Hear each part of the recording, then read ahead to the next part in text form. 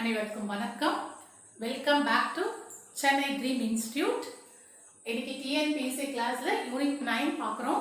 அதில் என்ன டாபிக் அப்படின்னா இ கவர்னன்ஸ் இன் தமிழ்நாடு.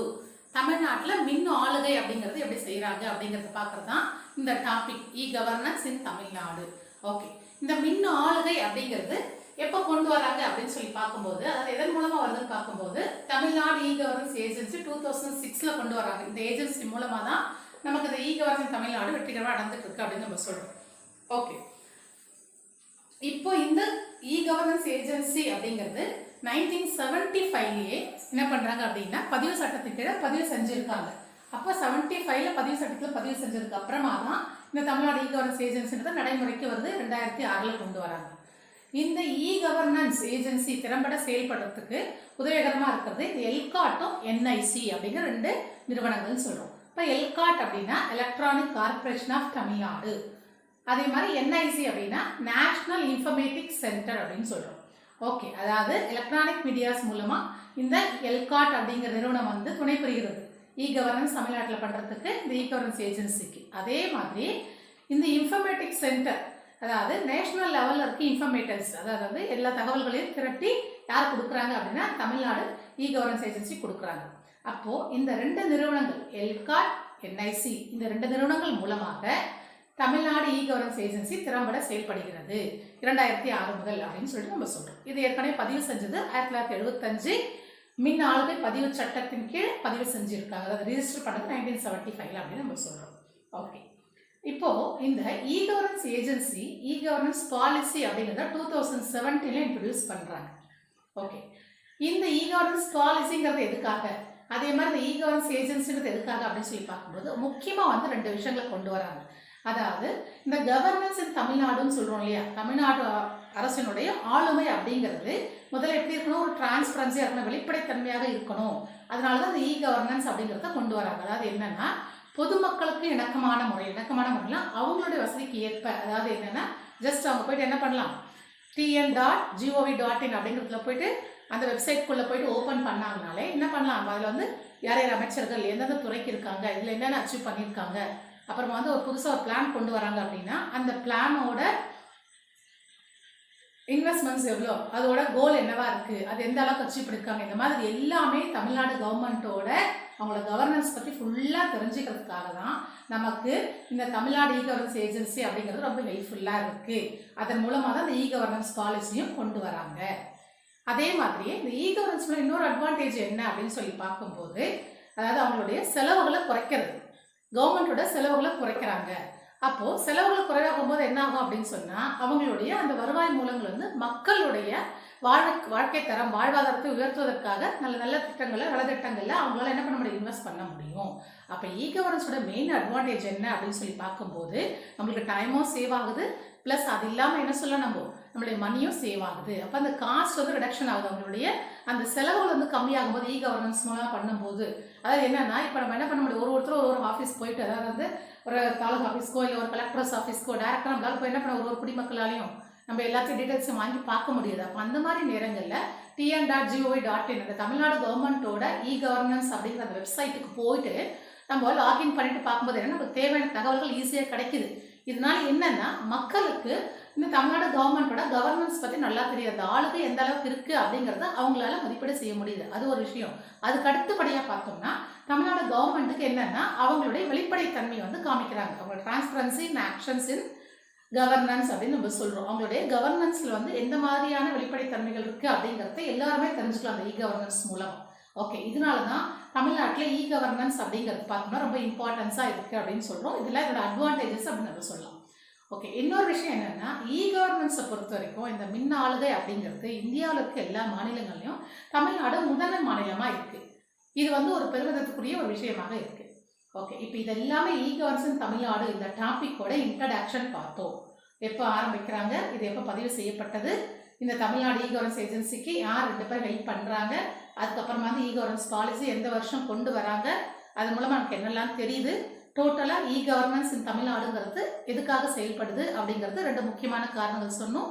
அதாவது தமிழ்நாடு கவர்மெண்ட்டோட கவர்னன்ஸ் வந்து டிரான்ஸ்பரன்சியாக இருக்கிறது, ப்ளஸ் அதன் மூலமாக வந்து அவங்களுக்கு செலவுகள் குறையுது, மக்களுக்கு நலத்திட்டங்கள் கொடுக்குறாங்க, மக்களுடைய வாழ்க்கை தரத்தை மேம்படுத்துவதற்கு இது ரொம்ப உதவியா இருக்கு அப்படின்னு சொல்லி பார்க்கணும்.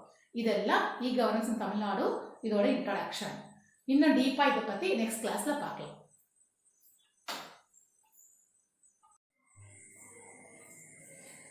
இ கவர்னன்ஸ் தமிழ்நாட்டில் எப்படி நடக்குது அப்படிங்கிறத பார்க்க போகிறோம். அதாவது என்ன, எலக்ட்ரானிக் இன்ஃபர்மேஷன் கம்யூனிகேஷன் மூலமாக இ கவர்னன்ஸ் தமிழ்நாட்டில் நடக்குது அப்படின்னு நம்ம சொல்கிறோம். ஓகே, இப்போ இந்த எலக்ட்ரானிக் கவர்னன்ஸ் தான் நம்ம என்ன சொல்கிறோம், ஷார்ட்டாக இ கவர்னன்ஸ் சொல்கிறோம்.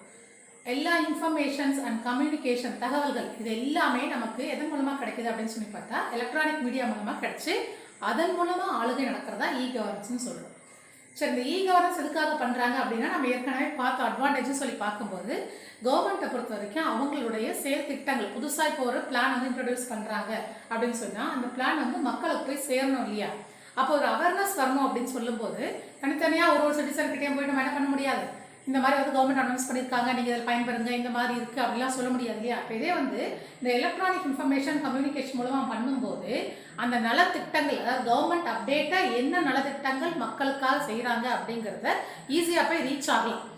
அதாவது என்னென்னா கவர்மெண்ட்டோட பிளான்ஸ் என்ன அப்படிங்கிறத ஈஸியாக வந்து மக்கள் வந்து இந்த எலக்ட்ரானிக் இன்ஃபர்மேஷன் கம்யூனிகேஷன் மூலமாக தெரிஞ்சுக்கலாம்.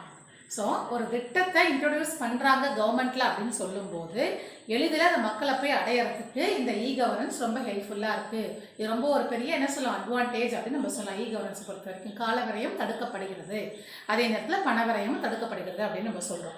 ஓகே, இந்த இ கவர்னன்ஸை பொறுத்த வரைக்கும் இந்த மாதிரி எல்லா வேலைகளையும் சுலபமாக செய்யறதுனால ரொம்ப ஸ்மார்ட்டாக பண்ணுறதுனால இது நம்ம என்னன்னு சொல்கிறோன்னா ஸ்மார்ட் கவர்னன்ஸ் அப்படின்னு சொல்லி இன்னொரு பேரில் சொல்லலாம். நம்ம e-governance also called smart governance. Okay, ஸ்மார்ட்னா நமக்கு தெரியும், ரொம்ப சிம்பிளாக ஒரு ஒர்க் பண்ணி முடிக்கிறதா நம்ம என்ன சொல்கிறோம் ஸ்மார்ட். இப்போ ஸ்மார்ட் ஃபோன் தான் நம்ம சொல்கிறோம். எல்லாரும் வச்சுருக்க மொபைல் ஃபோனாக ஸ்மார்ட் ஃபோன்ஸ் எல்லாமே ஈஸியாக இருக்குது. அதில் இருக்கிற எல்லா கம்யூனிகேஷன் இன்ஃபர்மேஷன் இது எல்லாமே நமக்கு என்னது இந்த எலக்ட்ரானிக் அந்த டூல் மூலமாக ஈஸியாக நம்ம பண்ண முடியாது. அதான் ஸ்மார்ட் ஃபோன் சொல்கிறோம். அதே மாதிரி இந்த இ கவர்னன்ஸு ஸ்மார்ட் ஆக்டிவிட்டி ஸ்மார்ட் அப்படின்னு நம்ம சொல்கிறோம்.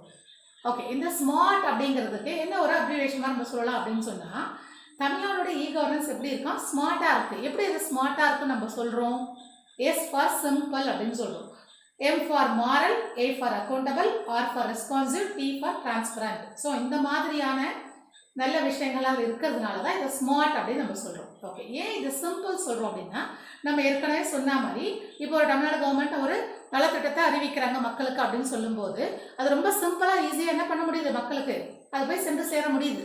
ரொம்ப சிம்பிளாக போய் ரீச் பண்ணலாம். யாரெல்லாம் அது பயனாளிகளோ அவங்க எளிதில் பயன்பெறலாம். அதை இப்போ சப்போஸ் வந்து இப்போ ஒரு வேலையில்லா திண்டாட்டம் இருக்கும்போது என்ன சொல்லலாம், இப்போ யூத்துக்காக ஒரு நம்ம ஏற்கனவே பார்த்தோம்னா பட்டதாரிகளுக்கு வந்து வேலையில்லா பட்டதாரிகளுக்கு இந்த அளவுக்கு வந்து நாங்கள் என்ன பண்ணுறோம் ஹெல்ப் பண்ணுறோம், மானிட்டரி ஹெல்ப் பண்ணுறோம் அப்படின்னு கவர்மெண்ட் அனௌன்ஸ் பண்ணும்போது அது நமக்கு வந்து எதன் மூலமாக நம்ம பண்ண முடிஞ்சது, சிம்பிளான்னு சொல்லி பார்க்கும்போது இந்த எலக்ட்ரானிக் மீடியா மூலமாக தான் ஈஸியாக பண்ண முடியுது. அப்போது சிம்பிளாக ஒரு நலத்திட்டம் ஒருத்தர் போய் ரீச் பண்ணணும் அப்படின்னும் போது இ கவர்னன்ஸ் ரொம்ப ஹெல்ப்ஃபுல்லாக இருக்காங்க. இது சிம்பிள் அப்படின்னு சொல்கிறோம். இந்த வே வந்து ரொம்ப சிம்பிளாக இருக்குது, ஈஸியாக ரீச் பண்ணலாம். நம்ம சம்மந்தப்பட்ட அலுவலர்களுக்கு போய் நேராக போயிட்டு அவங்ககிட்ட அப்பாயின்மெண்ட் வாங்கணும், அதுக்காக நம்ம வெயிட் பண்ணணும், அதுக்கப்புறம் அவங்களுக்கு இருக்கிற அலுவலக சுமைகளில் அதையும் தாண்டி நம்மளை வந்து பார்க்கணும், நம்ம போய் இல்லை அவங்கள பார்க்கணும், இந்த மாதிரியான விஷயங்கள்லாம் இல்லாமல் ரொம்ப சிம்பிளாக ஒரு செயல்பாடுகள் நடத்துறதுக்கு இ கவர்னன்ஸ் ரொம்ப ஹெல்ப்ஃபுல்லாக இருக்குது. அதனால இந்த சிம்பிள், எஸ் இந்த ஸ்மார்ட்டோட ஃபர்ஸ்ட் வேர்டு வந்து சிம்பிள்னு சொல்கிறோம். Okay, next moral. மாரல் சொல்லும்போது என்ன சொல்கிறோம்னா ஒரு நீதி நேர்மை அப்படின்னு சொல்கிறா ஒரு மாரலாக இருக்கிறது. அப்போ இந்த இ கவர்னன்ஸ் ஒரு மொராலிட்டியோடு நடந்துக்கிறாங்க, ஒரு மாரலை ஃபாலோ பண்ணுறாங்க. எப்படி பண்ணுறாங்க அப்படின்னு சொல்லும்போது ரெட்டாபிசம்ன்றது இதுக்கு முன்னால் அந்த ரெட்டாபிசம் என்னென்னா பழைய கொள்கைகளை வந்து என்ன பண்ணுறது அப்படியே வலுவாக பிடிச்சிக்கிட்டு அதிலே இருக்கிறது, எந்த விதமான புதுமைகளும் புகுத்தாமல் இருக்கிறது. அது அப்படின்னா என்னென்னா அந்த ஆஃபீஸ்க்குள்ளேயோ இல்லாட்டி ஒரு திட்டத்துக்குள்ளேயோ அவங்களுடைய அச்சீவ்மெண்ட்ஸ் என்னவா இருக்குது, இல்லை அவங்களுடைய இன்வெஸ்ட்மெண்ட்ஸ் என்னவா இருந்தது, அதில் அவுட்கம்ஸ் என்னவா இருக்குது அப்படிங்கிறது நமக்கு வெளிப்படையாக தெரியாமல் இருந்தது. அதுக்கு தான் நம்ம என்ன சொல்கிறோம், அதுக்குள்ளே என்ன நடக்கிறது. சப்போஸ் வந்து என்ன பண்ணலாம், அதுக்குள்ளே லஞ்சம் வாங்கியிருக்கலாம், மேபி வந்து அதுக்காக செலவிட தொகை வந்து வேற ஒரு விஷயத்துக்காக அதை வந்து பயன்படுத்தியிருக்கலாம், தனிநபருடைய அவங்களுடைய மேம்பாட்டுக்காக. இந்த மாதிரியான விஷயங்கள்லாம் நடக்காமல் நடந்தது ரெட்டாபிசம் சொல்கிறோம். அப்போ அந்த ரெட்டாபிசம் அப்படிங்கிறத தவிர்க்கிறது தான் இந்த இ கவர்னன்ஸ். அதனால தான் இது பேர் மாரல்னு சொல்கிறோம். ஸோ ஒரு மொராலிட்டியாக என்ன பண்ணுறாங்க, அவங்களுடைய கவர்னன்ஸ் பண்ணுறதுக்கு ரொம்ப ஹெல்ப்ஃபுல்லாக e governance. So M for moral. அடுத்தது அக்கௌண்டபிள். அக்கௌண்டபிலிட்டி அப்படின்னு சொல்றது என்ன சொல்றோம் அப்படின்னா அதாவது வந்து கவர்மெண்டோடைய அந்த அவங்களுடைய பணி என்ன அப்படிங்கிறது அக்கௌண்டபிளாக சொல்றாங்க. இதுதான் இவங்களுடைய ஒர்க், இதுதான் இப்படி பண்றாங்க, இதுக்கான இந்த திட்டத்தை வந்து எந்த மாதிரி செயல்படுத்த போறோம் அப்படிங்கிறது அதுக்கான இந்த பொறுப்புணர்வு, அதுக்கான அக்கௌண்டபிலிட்டியை கவர்னன்ஸ் இ கவர்னன்ஸ் பண்ணால் நமக்கு நல்லா தெரியப்படுத்துறாங்க, வெளிப்படையாக தெரியுது அக்கௌண்டபிலிட்டி அப்படின்னு சொல்லும்போது.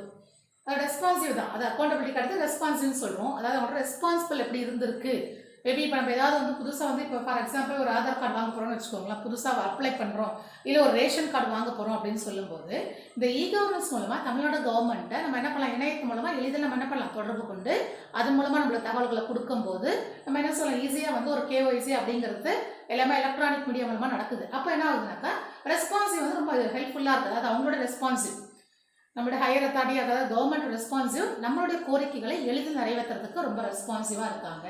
இ-கவர்னன்ஸ் மூலமாக இந்த ரெஸ்பான்சிவ்ன்றது ரொம்ப நமக்கு யூஸ்ஃபுல்லாக இருக்குன்னு சொல்கிறோம். அதுக்கு அடுத்து பார்த்தா டி வந்து டிரான்ஸ்பரன்ஸ் சொல்கிறோம். டிரான்ஸ்பரன்ஸ்னால் நமக்கு தெரியும், வெளிப்படையான ஒரு தன்மை. நம்ம ஏற்கனவே சொன்ன மாதிரி இ-கவர்னன்ஸோட பெரிய அட்வான்டேஜ் ஒரு டிரான்ஸ்பரன்சி. அவங்களுக்கு நல்ல திட்டங்கள் என்ன அப்படிங்கிறத மக்கள் தெரிஞ்சுக்கிறாங்க. அந்த நல்ல திட்டங்கள் எந்த அளவுக்கு மக்களுக்கு போய் ரீச் ஆயிருக்கு, அப்புறம் அதுல இருந்து நலத்திட்டங்களோட அவுட்கம்ஸ் என்னவா இருந்திருக்கு, அவங்களுக்கு கொள்கைகள் என்னவா இருந்திருக்கு, அது வந்து எந்த அளவுக்கு அச்சீவ் பண்ணியிருக்காங்க, இல்லை அச்சீவ் பண்ணலன்னா அதுக்கப்புறம் அதை எப்படி பண்ண போறாங்க, அந்த மாதிரியான எல்லா விஷயமும் ஒரு டிரான்ஸ்பரன்சியா இருக்கு. அது இ-கவர்னன்ஸோட பெரிய பிளஸ் அப்படின்னு சொல்றோம். அதனால தான் இ-கவர்னன்ஸ் ஸ்மார்ட் அப்படின்னு நம்ம சொல்றோம். ஸ்மார்ட்னா ரொம்ப சிம்பிளாகவும் ஒரு டிரான்ஸ்பரன்சியாகவும் ஒரு ஒர்க்கை வந்து மொராலிட்டியோட ஒரு ரெஸ்பான்சிவாக ஒரு அக்கௌண்டபிளோட முடிக்கிறாங்க. அதுதான் வந்து சிம்பிள். அதை நம்ம என்ன சொல்கிறோம், இந்த சிம்பிளாக இருக்கிற அந்த விஷயங்கள் நடக்கிறது தான் ஸ்மார்ட்னு சொல்கிறோம். அதில் எதுவுமே நமக்கு என்னது கஷ்டமான விஷயங்கள் எதுவுமே கிடையாது. இ-கவர்னன்ஸ் அட்வான்டேஜஸ் பார்க்க போகிறோம். நம்ம இதுக்கு முன்னாடி இ-கவர்னன்ஸோட இம்பார்ட்டன்ஸ் பார்த்துருந்தோம் இல்லையா. அதை இம்பார்ட்டன்ஸ் அப்படின்னு சொல்லும்போது என்ன சொல்லலாம் அப்படின்னா, அது இ-கவர்னன்ஸ் வந்து கவர்மெண்ட் எவ்வளோ இம்பார்ட்டன்ஸாக இருக்குது, கவர்மெண்ட் எம்ப்ளாயிஸ்க்கு எவ்வளோ இம்பார்ட்டன்ஸாக இருக்குது, அதில் ஆரம்பித்து சிட்டிசன்ஸ் வரைக்கும் எவ்வளோ இம்பார்ட்டன்ஸாக இருக்குது அப்படிங்கிறத பார்த்தோம். ஓகே, அந்த இம்பார்ட்டன்ஸ்க்கு அடுத்தபடியே பார்த்தோம்னா இந்த இ-கவர்னன்ஸ் என்னென்ன அட்வான்டேஜஸ் இருக்குது, என்னென்ன மெரிட்ஸ் இருக்குது, நன்மைகள் இருக்குது அப்படிங்கிறத நம்ம பார்க்க போகிறோம்.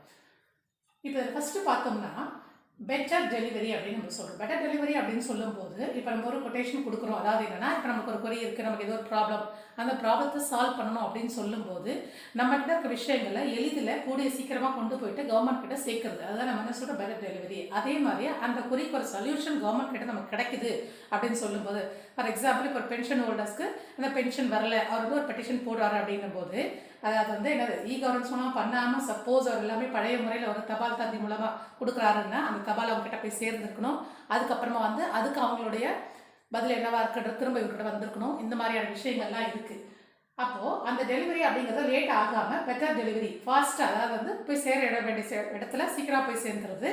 அது மட்டும் இல்லாமல் இவர் கிடைக்க வேண்டிய அந்த பதிலும் கூடிய சீக்கிரமாக கிடைச்சிருது, அதுக்கான கிரீவன்சஸும் கிடைச்சிருது. அதுதான் நம்ம என்ன சொல்கிறோம், ஃபர்ஸ்ட் அட்வான்டேஜாக எடுத்துக்கலாம் பெட்டர் டெலிவரி.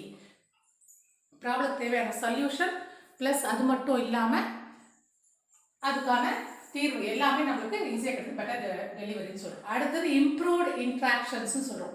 அப்போ இன்டராக்ஷன் யாருக்கு வேணும் அப்படின்னு சொன்னால், இப்போ சப்போஸ் ஒரு சிட்டிசன் வந்து ஏதாவது ஒரு இண்டிவிஜுவலாக இப்போ ஒரு ஆதார் கார்டு அப்ளை பண்ணுறாரு, இல்லாட்டி ஒரு ரேஷன் கார்டு அப்ளை பண்ணுறாரு அப்படின்னு சொல்லும்போது அவருக்கு அது ஒரு இன்டராக்ஷன்ஸ் வேணும்னு சொல்லும்போது அவரை பற்றி என்ன விஷயங்கள் வேணும் அப்படிங்கிற தகவல் வேணும் அப்படிங்கிற தகவல் பரிமாற்றம் ரொம்ப ஈஸியாக இருக்குது அவருடைய ஹையர் அத்தாரிட்டிகிட்ட இருக்கும்போது.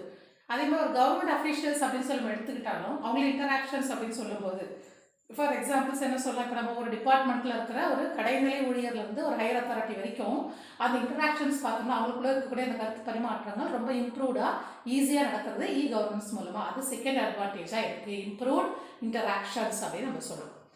அடுத்து இன்க்ரீஸ் டிரான்ஸ்பரன்சி. ஓகே, இந்த பெட்டர் டெலிவரி, இம்ப்ரூவ் டிரான்சாக்ஷன்ஸ் இதெல்லாம் எப்படி இருக்குது, இன்டராக்ஷன்ஸ்லாம் எப்படி இருக்குது அப்படிங்கிறத நம்ம ஒரு டிரான்ஸ்பரன்சி மூலமாக தெரிஞ்சுக்கலாம். அதான் இன்க்ரீஸ் டிரான்ஸ்பரன்சி. டிரான்ஸ்பரன்சி வெளிப்படைத்தன்மைன்னு சொன்னேன். இ-கவர்னன்ஸோட ஒரு பெரிய அட்வான்டேஜ் டிரான்ஸ்பரன்சி. இப்போ ஒரு பெட்டிஷன் போட்டிருக்கோம் அப்படின்னு சொன்னால் அது எந்த ஸ்டேட்டஸில் இருக்குது, அது போய்ட்டு சேர வேண்டிய கையில் போய் சேர்ந்துருச்சா. இப்போ கன்சியூமர் கிரீவன்சஸ் அப்படின்னு வச்சுக்கோங்கனாக்கா அந்த கன்சியூமர் கிரீவன்சஸ் வந்து அந்த பெட்டிஷன் அந்த ஹையர் அத்தாரிட்டி போய் சேர்ந்துருச்சா, அந்த டிஸ்ட்ரிக்ட் லெவலில் இருக்க அந்த அஃபீஷியல் கிட்ட போயிடுச்சா அப்படிங்கிறது நமக்கு தெரியணும். அதே மாதிரி அவங்க போயிடுச்சுனாலும் அவங்க அதுக்கு என்ன பதில் கொடுக்குறாங்க, நம்மளுடைய அந்த கிரீவன்சஸ் ஃபைல் வந்து எந்த ஸ்டேட்டஸில் இருக்குது அப்படிங்கிறத இந்த இ-கவர்னன்ஸ் மூலமாக டிரான்ஸ்பரன்சியை வெளிப்படைத்தன்மையாக தெரிஞ்சுக்கலாம். அதான் இன்க்ரீஸ்டு டிரான்ஸ்பரன்சி அப்படின்னு நம்ம சொல்கிற வெளிப்படைத்தன்மை அதிகரித்துள்ளது. இது ஒரு அட்வான்டேஜ். அடுத்து அக்சஸ் டு இன்ஃபர்மேஷன். தகவல்களை அக்சஸ் பண்ணுறது ஈஸியாக சேகரிக்கலாம் தகவல்கள் நம்ம. அதாவது நம்ம என்ன சொல்கிறோம், இப்போ ஸ்டேட்டஸ் ஆஃப் த இப்போ நம்ம ஏதோ ஒன்று அப்ளை பண்ணியிருக்கோம் அப்படின்னு சொன்னால் நம்ம என்ன பண்ணலாம், ஸ்டேட்டஸ் ஆஃப் த அப்ளிகேஷன் சொல்லிட்டு அதுக்கு தனியாக ஒரு பட்டன் இருக்குல்ல, நம்ம ஜஸ்ட் நம்ம அதை டச் பண்ணோம்னாலே நமக்கு அது வந்து எந்த லெவலில் இருக்குது, நம்ம போட்ட இடத்துல இருந்து எங்கே போய் சேர்ந்துருக்கு, அது எத்தனை விரைவில் நம்மளுக்கு கிடைக்கும், எத்தனை நாள் ஆகும் அப்படிங்கிறதுலாம் கிடைக்கிறது. அதை வந்து அக்சஸ் டு இன்ஃபர்மேஷன், தகவல்களை ஈஸியாக அக்சஸ் பண்ண முடியுது, சேகரிக்க முடியுது. அடுத்து பார்த்தோம்னா efficient governance. Okay, better delivery, improved interaction, increase transparency, access information, இதெல்லாம் சேர்ந்து என்ன பண்ணுன்னா ஒரு கவர்னன்ஸோட ஒரு ஆளுமை வந்து எஃபிஷியண்ட்டாக திறம்பட செய்ய முடியுது அப்படின்னு நம்ம சொல்கிறோம். இதெல்லாம் வந்து ரொம்ப எளிமையாக அவங்களுக்கு இருக்கிறதுனால அவங்களோட செயல்பாடுகள் ரொம்ப திறமையாக இருக்கிறதுக்கு இந்த கவர்னன்ஸ் ரொம்ப அட்வான்டேஜஸாக இருக்குது. எஃபிஷியன்ட் கவர்னன்ஸ் அப்படின்னு சொல்கிறோம். ஓகே, இந்த எஃபிஷியன்ட் கவர்னன்ஸ்னால என்ன பயன் அப்படின்னு சொல்லி பார்த்தோம்னா ஒரு சிட்டிசன், இண்டிவிஜுவல் சிட்டிசன்லேருந்து ஒரு பிஸ்னஸ் பீப்புள் வரைக்கும் பார்த்தோம்னா ரொம்ப ஒரு கன்வீனியன்ஸாக இருக்குது. கன்வீனியன்ஸ் சொல்லும்போது ஒரு எளிமையாக இருக்குது. அவங்களுக்கு வந்து ரொம்ப சீக்கிரத்தில் அவங்களுக்கு தேவையான வசதிகள் எல்லாமே கிடைக்குது. நம்ம ஏற்கனவே சொன்ன மாதிரி ஒரு இண்டிவிஜுவல் சொல்லும்போது அவங்க அப்ளை பண்ணுற அவங்களுக்கான ஆதார் கார்டு, ரேஷன் கார்டு, இந்த மாதிரி எந்த விஷயங்களை, பேன் கார்டு எதுவாக இருந்தாலும் ஆஃபீஸர்ஸ் கிட்ட போயிட்டு அலைஞ்சு போயிட்டு வர வேண்டிய அவசியம் இல்லாமல், கால விரயம் இல்லாமல், அதே மாதிரி பண செலவுகள் இல்லாமல் என்ன பண்ணலாம், அவங்க ஈஸியாக வந்து எல்லாமே வந்து இந்த கவர்னன்ஸ் மூலமாக ஈஸியாக எடுத்துக்கலாம். அதான் கன்வீனியன்ஸ் டு சிட்டிசன். அதே மாதிரி பிஸ்னஸ் பீப்புள் நம்ம ஏற்கனவே பார்த்தோம். ஒரு பிஸ்னஸ், ஒரு ஆண்டர்ப்ரனர் உருவாகுதுன்னு சொன்னால் அவருக்கு தேவையான எல்லா வசதிகளும் கவர்மெண்ட் மூலமாக அவங்களுக்கு வந்து அந்த அப்ரூவல் கிடைக்கிறது, அந்த அஃபிலியேஷன்ஸ் வாங்குறது எல்லாமே என்ன பண்ணலாம், இந்த பிஸ்னஸ் பீப்புளுக்கும் வந்து இந்த கவர்னன்ஸ் ரொம்ப கன்வீனியண்ட்டாக இருக்குது. அதான் convenience to citizen and business அப்படின்னு சொல்லுவோம். அடுத்தது பெட்டர் பிளானிங் அண்ட் கோஆர்டினேஷன். இதை கிளாஸ் இதெல்லாம் சேர்த்து நம்ம சொல்லலாம். இப்போ அதுக்கு பார்த்தா லெஸ் கரப்ஷன்ஸ். ஓகே, இப்போ இந்த எஃபிஷியன்ட் கவர்னன்ஸ் இருக்கிறதுனால நமக்கு என்னென்னா இடைத்தரகர்களுடைய என்ன கிடையாது, பிரச்சனைகள் கிடையாது. இப்போ சப்போஸ் நம்ம ஒரு தாலுகா ஆஃபீஸ் போகணும், அவங்க கம்யூனிட்டி சர்டிஃபிகேட் வாங்கணும் அப்படின்னு சொன்னால் ஒரு 2 பேர் அங்கே சுற்றிட்டு இருப்பாங்க. அதாவது வந்து அந்த அஃபிஷியல்ஸாக இல்லாத வெளியில் இருக்கவங்க அவங்க என்ன பண்ணலாம், மேபி நான் என்ன கொஞ்சம் பார்த்துருங்க, நான் போய்ட்டு என்ன பண்ண உங்களுக்கு அதை வாங்கி தரேன், அந்த மாதிரிலாம் கரப்ஷன்ஸ் இருக்கிறது சான்சஸ் இருந்தது. ஆனால் இந்த கவர்னன்ஸை பொறுத்த வரைக்கும் அந்த மாதிரி கரப்ஷன்ஸ் வந்து ரொம்ப குறைஞ்சிடுச்சு. ஏன்னா டேரெக்டாக இவரை என்ன பண்ண மனுவை தாக்கல் பண்ணலாம் இந்த எலக்ட்ரானிக் மூலமாக. அதே மாதிரி என்ன செய்யலாம், அதில் வந்து கிடைக்கக்கூடிய பலன்கள் டேரெக்டாக இவரே வாங்கிக்கலாம். அப்போது அந்த லெஸ் கரப்ஷன், இந்த லஞ்ச லாவணியங்கள் குறைந்திருக்கிறது. கவர்னன்ஸோட அட்வான்டேஜாக சொல்லலாம். அடுத்து ரெடியூஸ் பேப்பர் ஒர்க். எல்லாமே மெத்தட், அதாவது எலக்ட்ரானிக் மூலமா பண்ணுறதுனால நமக்கு அந்த பேப்பர் ஒர்க், ரிட்டர்னில் பண்ணுறது, இல்லை டைப் பண்ணுறது, அதை ஒட்டுறது, தபாலில் போடுறது, அதை போய் சேர்றது, இந்த மாதிரிலாம் அந்த பேப்பர் ஒர்க்லாம் எதுவுமே கிடையாது. எல்லாம் இப்போ கேஒய்சி நம்ம என்ன சொல்கிறோம், அதுவே ஆன்லைன் கேஒய்சி தான். அப்படி தானே எல்லாமே அதை நம்ம என்ன சொல்கிறோம், ரெடியூஸ் பேப்பர் ஒர்க் அப்படின்னு சொல்கிறோம். இது ஒரு பெரிய அட்வான்டேஜ் நமக்கு. அட் லாஸ்ட் இதெல்லாம் சேர்ந்து better delivery, improved interactions, increase transparency, access to information, efficient governance, convenient to citizen and business people, less corruption, reduce paperwork. இது எல்லா அட்வான்டேஜும் சேர்ந்து at last better planning and coordination. So ஈஸியாக என்ன பண்ணலாம், அவங்க வந்து பிளான் பண்ண முடியுது கவர்மெண்ட்டால். அடுத்த நலத்திட்டங்கள் என்னவா இருக்கலாம், அடுத்த ஸ்டெப் என்னவா இருக்குது, இதில் என்னென்ன ப்ரோஸ் அண்ட் கான்ஸ் இருக்குது. ஒரு புதுசாக ஒரு நலத்திட்டம் இன்ட்ரடியூஸ் பண்ண போகிறாங்க அப்படின்னா அதை என்ன பண்ணலாம், அவங்க கவர்னன்ஸ் மூலமாக அந்த தகவல்கள்லாம் வச்சு இது மாதிரி இந்த எஃபிஷியண்ட்டாக கவர்னன்ஸ் பண்ணுறதுனால அந்த பிளான் வந்து ரொம்ப பெட்டராக இருக்குது. அதே போல் ஒரு கோஆர்டினேஷன், ஒரு ஒருங்கிணைப்பு அப்படிங்கிறது அவங்களுக்கு ரொம்ப ஈஸியாக இருக்குது, ரொம்ப பெட்டராக இருக்குது அப்படின்னு சொல்கிறோம். இதையெல்லாம் வச்சு இந்த கவர்னன்ஸை பொறுத்த வரைக்கும் ஒரு எஃபிஷியண்ட்டாக ஒரு ஆளுமை செய்வதற்கு மிகவும் நமக்கு என்ன சொல்ல ரொம்ப அட்வான்டேஜஸாக இருக்குது, மிகவும் நன்மையாக இருக்கிறது அப்படின்னு நம்ம சொல்கிறோம். இதான் வந்து கவர்னன்ஸோட அட்வான்டேஜஸ். இது மட்டும் இல்லாமல் இன்னும் சில அட்வான்டேஜஸும் பார்க்கலாம்.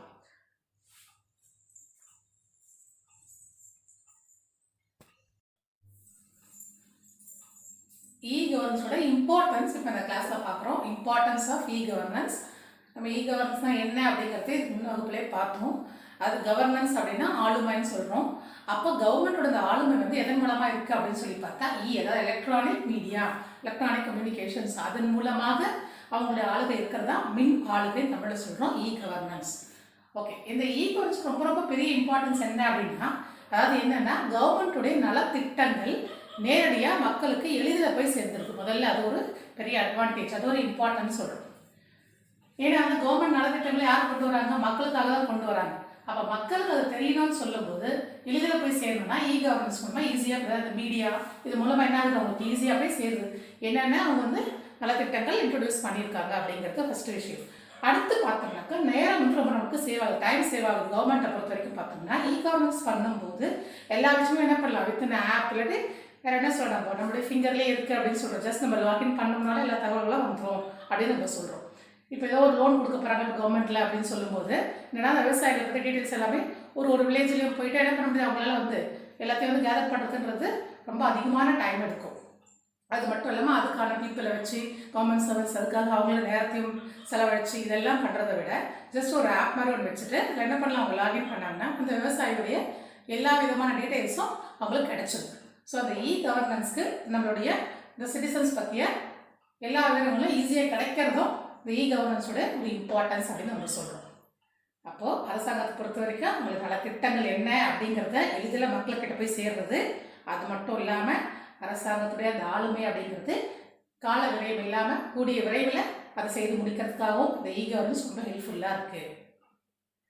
இது அரசாங்கத்தை பொறுத்த வரைக்கும் சொல்கிறோம். ஓகே, இதை தவிர வேறு என்னெல்லாம் இம்பார்ட்டன்ஸ் இருக்குது, அப்போ நம்ம என்ன பண்ணலாம், 1 by 1 கேட்டகரி வைஸாக பிரித்து இ-கவர்னன்ஸோட இம்பார்ட்டன்ஸை பார்க்கலாம். நம்ம இது 4 கேட்டகரிஸாக பிரிக்கிறோம். நம்ம இங்கே ஜி அப்படின்னு மென்ஷன் பண்ணுறது கவர்மெண்ட்னு சொல்கிறோம்.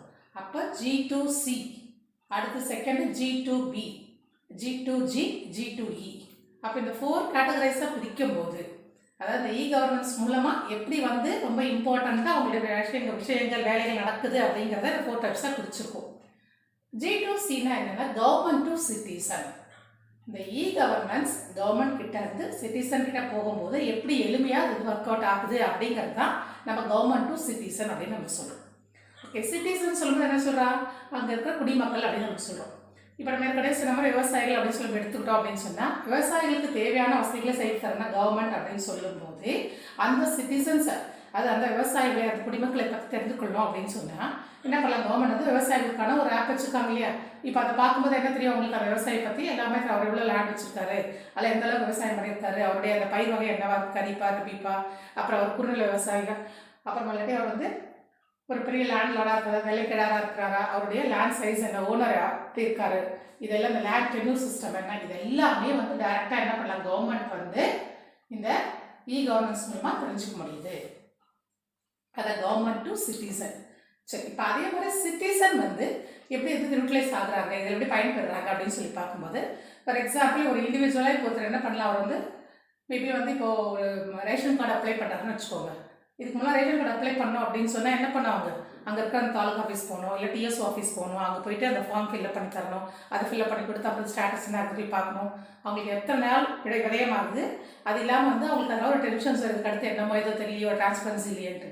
ஆனால் இந்த இ-கவர்னன்ஸ் மூலமாக என்ன ஆகுது, இந்த ஆப் மூலமாக என்ன ஆகுதுன்னு பார்க்கும்போது, கவர்மெண்ட்டுடைய அந்த வெப்சைட்குள்ளே போயிட்டு அவங்க என்ன பண்ணுவாங்க, அந்த சிட்டிசன், அதாவது ஃபார் எக்ஸாம்பிள் இப்போ அவங்க என்ன அப்ளை பண்ணணும்னு நினைக்கிறாங்களோ, அது ரேஷன் கார்டாக இருக்கலாம், இல்லை மேபி புதுசாக அவங்க அப்ளை பண்ணுற ஒரு பேன் கார்டாக இருக்கலாம், எதுவாக இருந்தாலும் என்ன செய்யலாம், அவங்க ஈஸியாக அது மூலமாக இந்த ஆன்லைன்லேயும் அந்த வெப்சைட்லேயே என்ன பண்ணலாம், போயிட்டு அவங்க அப்ளை பண்ணாக்கா இந்த சிட்டிசனுக்கு தேவையான இல்லை கிடைக்கக்கூடிய அந்த வசதிகள், அந்த வாய்ப்புகள் எளிமையாக கிடைச்சிடுது.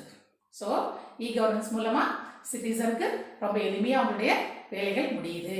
கவர்மெண்ட்டுக்கும் அவங்களுக்கு தேவையான தகவல்கள் சிட்டிசனை பற்றி எல்லாமே தெரிஞ்சு அதுக்கான நலத்திட்டங்களை அவங்களால ஃபாலோ பண்ண முடியுது. இதான் நம்ம ஃபஸ்ட்டு G2C அப்படின்னு சொல்கிறோம். அடுத்து பார்த்தோம்னா G2B, government to business. Okay, so சிட்டிசன்ஸ்க்கு மட்டும் இல்லாமல் பிஸ்னஸ்க்கும் இந்த இ-கவர்னன்ஸ் மூலமாக எவ்வளோ ரொம்ப ஹெல்ப்ஃபுல்லாக இருக்குது அப்படின்னு சொல்லி பார்க்கும்போது, சப்போஸ் இப்போ ஒரு நியூவாக ஒரு ஆண்டர்ப்ரனர் இருக்காரு, ஒரு பிஸ்னஸ் மேன் இருக்காங்க அப்படின்னு சொன்னால், அந்த பிஸ்னஸ் டெவலப் பண்ணுறதுக்காக இன்டர்னல் லெவலில் அவரை பற்றின டீட்டெயில்ஸ், அவரோட இன்வெஸ்ட்மெண்ட் என்னவா இருக்குது, இல்லை அவர் எவ்வளோ லோன் அப்ளை பண்ணியிருக்காரு, அவருக்கு என்ன தேவைப்படுது, எவ்வளோ கேபிட்டல் தேவைப்படுது, இந்த விஷயங்கள் எல்லாமே என்ன பண்ணலாம், அவர் கவர்மெண்ட்டுக்கு ஈஸியாக தெரியப்படுத்தணும் அப்படின்னு சொல்லும்போது எல்லாமே என்ன பண்ணலாம், இந்த எலக்ட்ரானிக் மூலமாக, அதாவது இ-மீடியா மூலமாக ஈஸியாக கொடுத்துக்கலாம் அப்படின்னு நம்ம சொல்லுவோம்.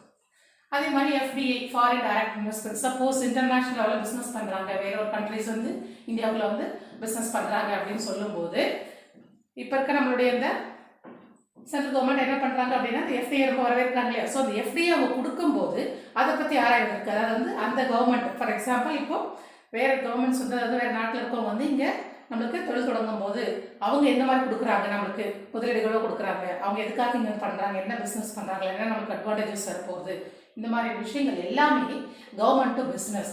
அப்போ ஈஸியாக ஒரு பிஸ்னஸ் அப்படின்னு ஸ்டார்ட் பண்ணுறதுக்கு தேவையான எல்லா ஆவணங்களும் எதன் மூலமாக நம்ம பண்ணுறோம், அதாவது எலக்ட்ரானிக் மூலமாக என்ன பண்ணுறோம், ஈஸியாக நம்மளால் அப்ளை பண்ண முடியுது, நம்மளால் பெறவும் முடியுது அப்படின்னு நம்ம சொல்கிறோம். அதான் கவர்மெண்ட் டு பிஸ்னஸ். இ-கவர்னன்ஸ் பிஸ்னஸ்க்கு ரொம்ப ஹெல்ப்ஃபுல்லாக இருக்குது. அடுத்து தேர்டுன்னு பார்த்தோம்னா G2G, கவர்மெண்ட் டு கவர்மெண்ட். இந்த இ-கவர்னன்ஸ் கவர்மெண்ட் மூலமாக சிட்டிசன் பிஸ்னஸ் மட்டும் இல்லாமல் கவர்மெண்ட் டு கவர்மெண்ட்கே.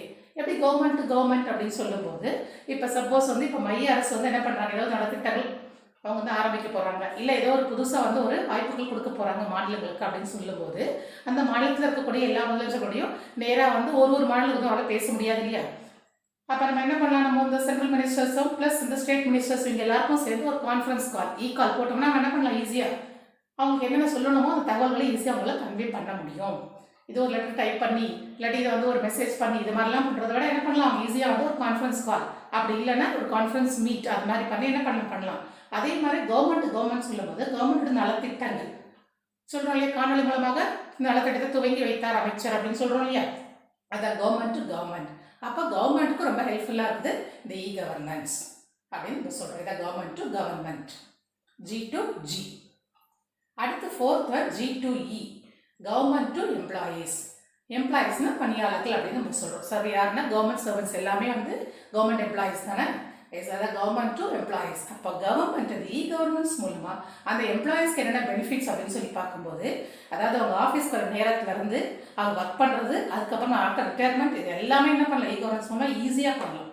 ஃபார் எக்ஸாம்பிள் இப்போ வந்து மார்னிங்கில் அவங்க வரும்போது இதுக்கு முன்னாடி அட்டண்டன்ஸ் ரிஜிஸ்டர் வச்சு அதை மெயின்டைன் பண்ணி அதை சைன் பண்ணுறது. இப்போ பயோமெட்ரிக். ஸோ அந்த பயோமெட்ரிக் சொல்லும்போது துல்லியமாக தெரிஞ்சுது எத்தனை பேர் இன் டைம் போகிறாங்க, அதாவது எத்தனை பேர் வந்து அவுட் டைம் அவுட்டில் போகிறாங்க, வெளியில் போகிறாங்க, இந்த மாதிரி விஷயங்கள் எல்லாமே அந்த பயோமெட்ரிக் மூலமாக இ கவர்னன்ஸ் நமக்கு தெரியுது அப்படின்னு சொல்கிறோம்.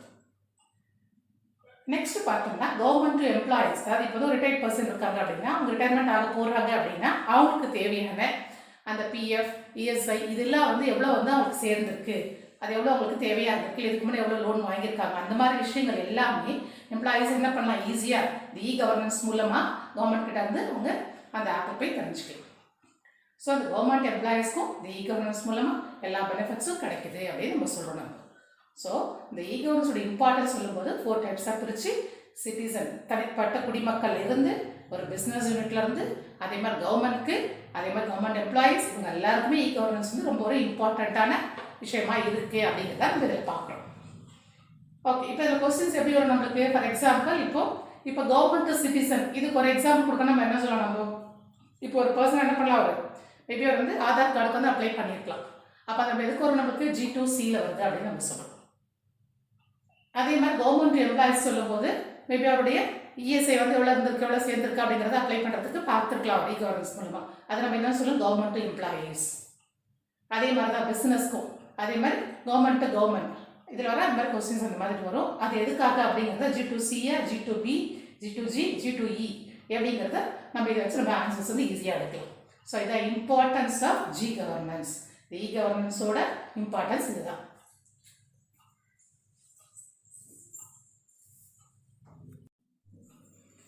இ கவர்னன்ஸ் அட்வான்டேஜஸில் இப்போ சில பாயிண்ட்ஸ் இருக்குல்லையே அதை பார்த்துக்கலாம்.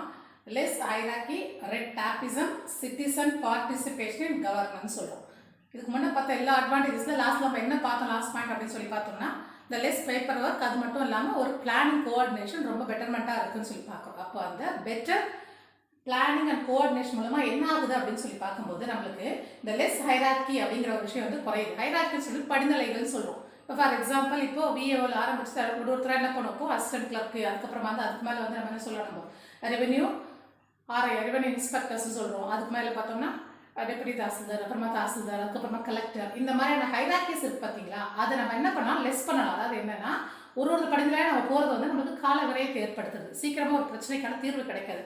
ஆனால் அந்த இ கவர்னன்ஸ் மூலமாக நம்ம யாருக்கு போய் சேரணுமோ அந்த தகவல் என்ன ஆகும், ஈஸியாக வந்து அந்த இன்ஃபர்மேஷன்ஸ் வந்து ஈஸியாக போய் சீக்கிரம் போய் சேர்ந்துக்காத லெஸ் ஹைரார்கி. இந்த படிநிலைகள் தாண்டது அப்படிங்கிறது என்னது, நமக்கு நிறைய கால விரயங்கள் ஆகுது. முதல்ல இந்த டேபிளில் வைங்க, அடுத்து வந்து இந்த டேபிளில் வைங்க, இது அசிஸ்டன்ட் 1ல் வைங்க, அசிஸ்டன்ட் 2 போட்டோம், அதுக்கப்புறம் இந்த ஃபைலுக்கு போகும் அப்படிலாம் சொல்கிறோம் இல்லையா. அதாவது எல்லாமே வந்து இ கவர்னன்ஸ் மூலம் பண்ணும்போது, எல்லாமே வந்து மேனுவலாக பண்ணும்போது அந்த மாதிரி இருக்க அந்த ஹைரார்கின்றது குறையுது, இந்த படிநிலைகள் குறைகிறது. அதான் லெஸ் ஹைரார்கி அப்படின்னு நம்ம சொல்கிறோம். ஓகே, இந்த லெஸ் ஹைரார்கினால என்ன ஒரு பெரிய ப்ளஸ் அப்படின்னு சொல்லி பார்த்தோம்னா ரெட் டேப்பிசம், அதாவது சிகப்பு நாடாமுறை. அப்படின்னா ஒரு இறுக்கமான, அதாவது இதுதான் ஃபிக்ஸட், இதுதான் பண்ணணும். அதாவது நம்ம ஏற்கனவே சொன்ன மாதிரி ஃபர்ஸ்ட் வந்து டேபிள் 1, டேபிள் 2, டேபிள் 3 இந்த மாதிரி இந்த ஹைரார்கிஸ் மூலமாக தான் என்ன பண்ண முடியாது, அட் லாஸ்ட்டில் இருக்கிற அந்த ஹையர் அத்தாரிட்டிகிட்ட போய் சேர முடியும். அந்த ஃபைல் இல்லாட்டி அந்த ப்ராப்ளத்தை சொல்யூஷன் அவர் மூலமாக தான் கிடைக்கும் அப்படிங்கிற அந்த ரெட் டேப்பிசம் சிகப்பு நாடாமுறை ஒரு இறுக்கமான ஒரு நிலை அப்படிங்கிறது இதில் வந்து கவர்மெண்ட்டில் அஃபீஷியல்ஸில் கண்டிப்பாக இருக்க தான் செய்யும். ஏன்னா ஹைரார்கி மூலமாக தான் அவங்க ஃபாலோ பண்ணி ஆகணும். டேரெக்டாக எடுத்தோடனே ஹையர் அத்தாரிட்டி கொடுக்க முடியாது. அந்த ரெட் டேப்பிசம் அப்படிங்கிறது இ கவர்னன்ஸில் இல்லாமல் போச்சு. ஏன்னா டேரெக்டாக நம்ம என்ன பண்ணுறோம், அந்த ஃபைலை வந்து யாருக்கு மூலமாக கொடுத்துறோம், இ கவர்னன்ஸ் மூலமாக எங்கே போகணுமோ அந்த ஃபைல் அவங்களோட ஆஃபீஸ்க்கு, அதாவது அந்த கேட்டகரி, அதாவது ஹைரார்கியில் இருக்கிற அந்த அஃபீஷியல்ஸ்க்கு டேரெக்டாக போய் சேர்ந்துருது. ஸோ அந்த ரெட் டேப்பிசம் அப்படிங்கிற விஷயம் வந்து இல்லாமல் போகுது இ கவர்னன்ஸில். அது ஒரு பெரிய அட்வான்டேஜ் அப்படின்னு சொல்லலாம் இ கவர்னன்ஸில். இப்போ லெஸ் ஹைரார்கி, ரெட் டேப்பிசம் இது ரெண்டாக சேர்ந்து ஒரு பெரிய அட்வான்டேஜ் என்ன ஃபைனலாக அப்படின்னு சொல்லி பார்க்கும்போது சிட்டிசன் பார்ட்டிசிபேஷன் கவர்னன்ஸ். அதாவது ஒரு சிட்டிசனும் சேர்ந்து தான் என்ன பண்ணுறாங்க, ஒரு கவர்மெண்ட் அப்படிங்கிறத இயக்குறாங்க, உருவாக்குறாங்க நம்ம சொல்கிறோம். அதுதான் நம்ம என்ன சொல்கிறோம், குடியரசு நாடு அப்படின்னு சொல்கிறோம். அப்போது அந்த சிட்டிசனும் என்ன பண்ணுறாங்க, இந்த கவர்னன்ஸ், இந்த ஆளுமையில் பங்கேற்றுக் கொள்ள முடிகிறது. Citizen participation in governance. கவர்னன்ஸோட பெரிய advantage citizen participation in governance. ஆளுமையில், அதாவது அரசாங்கத்துடைய அந்த ஆளுகையில் சாதாரண ஒரு குடிமக்களும் அவங்களுடைய கருத்துக்களை சொல்லலாம். அதான் வந்து சிட்டிசன் பார்ட்டிசிபேஷன். இப்போ அதாவது பிரதம மந்திரி புதுசாக ஒரு ஸ்கீம் கொண்டு வராரு அப்படின்னு சொல்லும்போது ஒரு கான்ஃபரன்ஸ் கால் அந்த மாதிரி ஒரு கான்ஃபரன்ஸ் மீட்டிங் அந்த மாதிரி போடுறாங்க அப்படின்னு சொல்லும்போது என்ன பண்ணலாம், விவசாயிகள்னு சொல்லும்போது அந்த விவசாயிகள் டேரெக்டாக என்ன பண்ணலாம், அவங்களுடைய குறைகளை அவங்களுக்கு வந்து நேரடியாக சொல்லலாம். அப்போ அந்த சிட்டிசனோட பார்ட்டிசிபேஷன் ஆகுது, இன்க்ரீஸ் ஆகுது இல்லைங்களா. அதை நம்ம என்ன சொல்கிறோம், சிட்டிசன் பார்ட்டிசிபேஷன் கவர்னன்ஸ். அப்போது இவங்களுடைய இந்த கவர்னன்ஸில் ஆளுமையில் ஒரு குடிமக்களும் கூட பங்கு கொள்ளக்கூடிய ஒரு பெரிய வாய்ப்பு எதில் இருக்குன்னா கவர்னன்ஸில் இருக்குது. இப்போ இது எல்லாமே வந்து கவர்னன்ஸோட அட்வான்டேஜஸ்ன்னு பார்த்தோம். ஓகே, இந்த கவர்னன்ஸ் அட்வான்டேஜஸில் நிறைய விஷயங்கள் இருந்தாலும் இந்த கவர்னன்ஸில் என்ன இருக்குது, டிஸ்அட்வான்டேஜஸ் இருக்க தான் செய்யுது. அது என்னங்கிறத இனிமேல் வர கிளாஸஸில் கண்டினியூஸாக பார்ப்போம். அது என்னென்னா, எந்த ஒரு நல்ல விஷயங்கள் கொண்டு வந்தாலுமே என்ன சொல்கிறோம், நம்ம காயின் ஹேவ் டூ சைட்ஸ் சொல்கிறோம், ப்ரோஸ் அண்ட் கான்ஸ் கண்டிப்பாக இருக்கும். அப்போ இவ்வளோ அட்வான்டேஜஸ் இருந்தாலும் சில டிஸ்அட்வான்டேஜஸ் இருக்க தான் செய்யுது. இதுக்கு அடுத்தது டிஸ்அட்வான்டேஜ் என்னங்கிறத பார்ப்போம்.